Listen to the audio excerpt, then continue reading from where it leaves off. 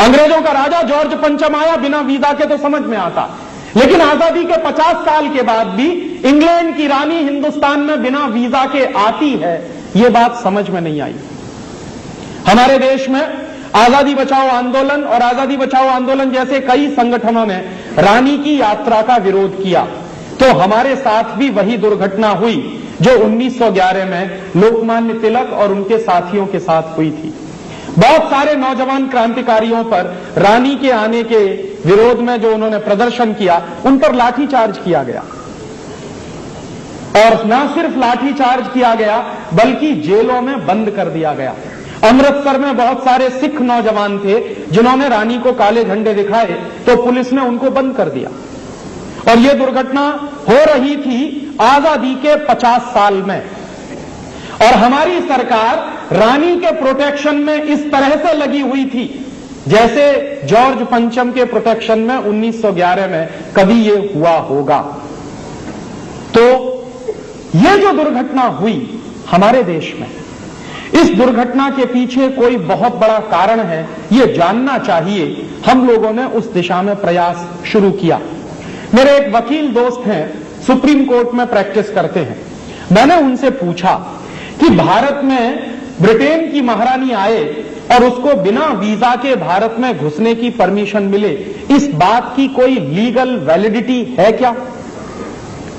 तो उस वकील ने मुझे कहा कि हां राजीव भाई, इस बात की पूरी लीगल वैलिडिटी है कि ब्रिटेन की रानी को भारत में आने के लिए वीजा लेने की जरूरत नहीं है।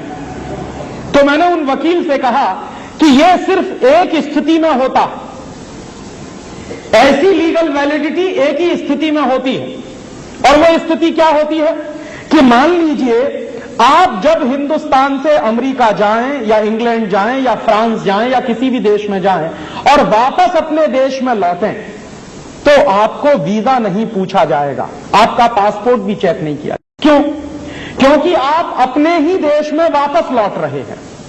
तो आप जिस देश के नागरिक हैं, उसी देश में जब आप वापस लौटते हैं तो आपको ना तो वीजा पूछा जाता है ना पासपोर्ट पूछा जाता है। तो मैंने मेरे वकील दोस्त से कहा कि ब्रिटेन की रानी को अगर वीजा नहीं पूछा गया, पासपोर्ट नहीं पूछा गया, तो मैं ये मानूं क्या कि ब्रिटेन की महारानी हिंदुस्तान की नागरिक है? तो उन्होंने कहा कि हां ऐसा है। तो मेरे तो होश उड़ गए। मैंने कहा आप क्या कह रहे हैं? उन्होंने कहा मैं बिल्कुल ठीक कह रहा हूं। तो मैंने कहा कि अगर ब्रिटेन की महारानी हिंदुस्तान की नागरिक है और इस बात की लीगल वैलिडिटी है, तो हमारी आजादी का मतलब क्या है?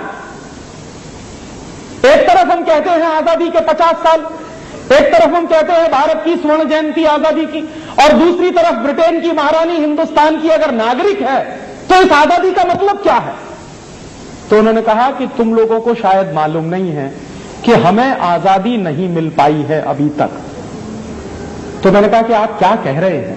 तो उन्होंने कहा कि मैं सच कह रहा हूं, एक कानून है, उसको अगर तुम पढ़ोगे तो तुमको समझ में आएगा कि भारत अभी तक आजाद नहीं हुआ है। तो मैंने कहा वो कौन सा कानून है? तब उन्होंने मुझे बताया कि 1947 के साल में एक कानून बना था जिसका नाम है इंडियन इंडिपेंडेंस एक्ट,